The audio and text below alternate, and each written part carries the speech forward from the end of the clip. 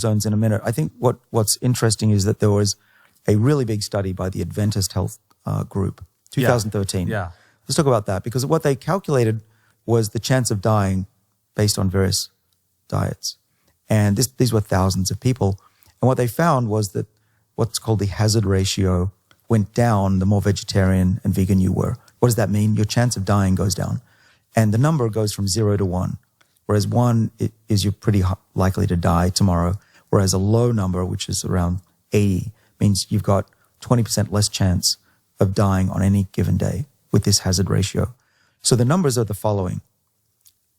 Non-vegetarians are at 1, if you call that 1. Compared to that, the next best one was semi-vegetarians at 0.92, and octo-ovo or lacto-ovo vegetarians 0.91. Okay, so about almost a 10% reduction in mortality, death. And then you get into vegans, which 0.85, so that's 15% reduction in death. And then the best one was pesco vegetarian, so getting a little bit of meat. A little bit of fish. Yeah, a little bit of meat from fish.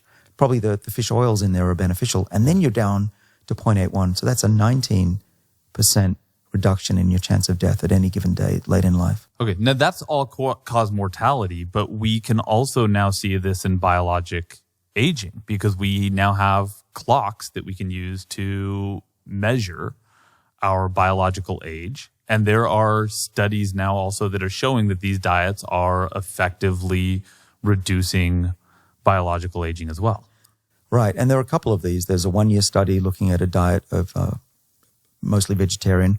But the one that I think is really exciting is one that just came out a couple of months ago that looked at mostly women on a Mediterranean diet plus exercise over 2 years. And they could now calculate what happens to your biological age over those 2 years, having switched the diet. And they had various recommendations. It's very typical Mediterranean.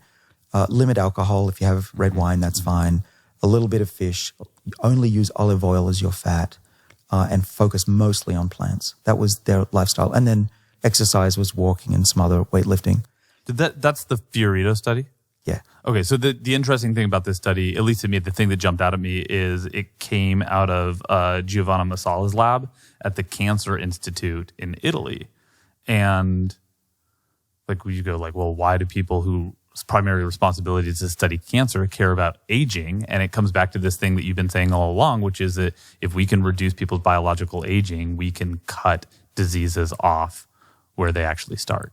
Well, that's exactly right. That these diseases that we think are just diseases are mostly caused by aging itself, and that slowing down that clock by fasting or eating the right foods, Mediterranean diet, is now shown not just to slow down the ticking of the clock, but probably reverses your age as well. And that's a mind-blowing concept.